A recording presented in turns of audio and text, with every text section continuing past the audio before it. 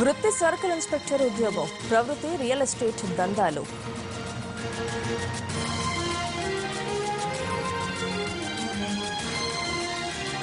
వృత్తి circle inspector ఉద్యోగం ప్రవృత్తి రియల్ ఎస్టేట్ దందాలు. అధికారాన్ని అడ్డం పెట్టుకుని కోట్లకు పడగలెత్తాడు విశాఖ సర్కిల్ ఇన్స్పెక్టర్ హుసేన్.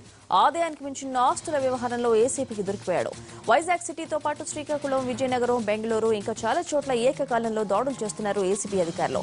ఇప్పటి వరకు 10 కోట్ల రూపాయలకు పైగా బినామీల పేరు మీద ఉన్న ఫిక్స్డ్ డిపాజిట్లు గుర్తించినట్టు సమాచారం. సిఐ హుసేన్ ప్రస్తుతం పుడిమడక మెరైన్ స్టేషన్లో విధులు నిర్వహిస్తున్నాడు. గతంలో విశాఖలోని కీలకమైన పోలీస్ స్టేషన్లో పనిచేసిన హుస్సేన్ పై కోట్లాది రూపాయల డిపాజిట్లను ఎగవేసిన సిమ్స్ కేసులో ఆరోపణలున్నాయి. శ్రీకాకుళం జిల్లా రాజాం, రాజమండ్రి మరియు అల్లుడు ప్లేస్ బెంగళూరులో కూడా చేయటం జరుగుతూ ఉంది. ఇప్పుడు సర్చెస్ ప్రారంభమైన దర్యాప్తు కొనసాగుతుంది. ఇతను స్థిరాస్తి వ్యాపారంలో ఉన్నాడు. స్థిరాస్తి ఇన్స్పెక్టర్గా ఇతనికి వెళ్ళటం జరుగుతూ ఉంది.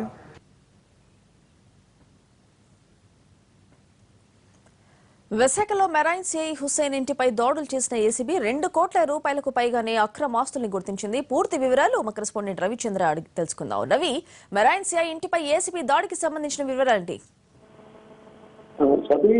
మెరైన్ పుడిమడక మెరైన్ సిఐగా పనిచేస్తున్న షేక్ హుస్సేన్ అక్రమ ఆస్తుల దందాపై ఏసీబీ దృష్టి సారించింది. ప్రస్తుతం సిఐ హుస్సేన్ కు చెందిన శనివారలోని ఇంటితో పాటుగా 16 చోట్ల ఏకకాలం సోదాలు జరుగుతున్నాయి. బెంగళూరులో అతని అల్లుడుగా శ్రీకాకుళం, విజయనగరం జిల్లాలో ఉన్న వాళ్ళ బంధువుల ఇళ్లపైన కూడా ఏకకాలంలో సోదాలు జరుగుతున్నాయి. ఇప్పటికున్న సమాచారం ప్రకారం 3 కోట్ల రూపాయలకు పైగా అక్రమ ఆస్తులను ఏసీబీ గుర్తించింది. అయితే ఈ విలువ మరింత ఎక్కువగా ఉంటుంది, 10 కోట్ల రూపాయలకు పైగా ఉంటుందని ఏసీబీ అధికారులు భావిస్తున్నారు. సిఐ హుస్సేన్ తన ఉద్యోగ జీవితంలో చాలా చోట్ల ఆరోపణలు ఎదుర్కొంటూ వచ్చారు. కీలకమైన పోలీస్ స్టేషన్ లో పనిచేసిన ప్రతి చోట కూడా ఆయన మీద అవినీతి ఆరోపణలు ఉన్నాయి.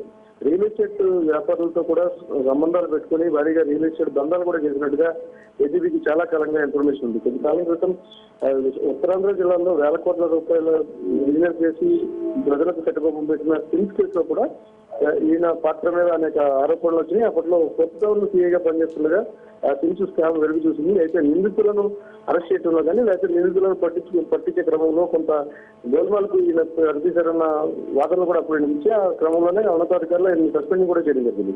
ఈ క్రమంలోనే ఆదాయానికి మించి అక్రమాస్తులు భారీగా కూడబెట్టినట్టు ఏసీబీకి నిర్ధారించింది. ఈ ఉదయం ఏకకాలంలో 16 చోట్ల దాడులు జరుగుతున్నాయి. ఇప్పటికైతే 3 కోట్ల రూపాయలకు పైగా అక్రమాస్తులు గుర్తించారు.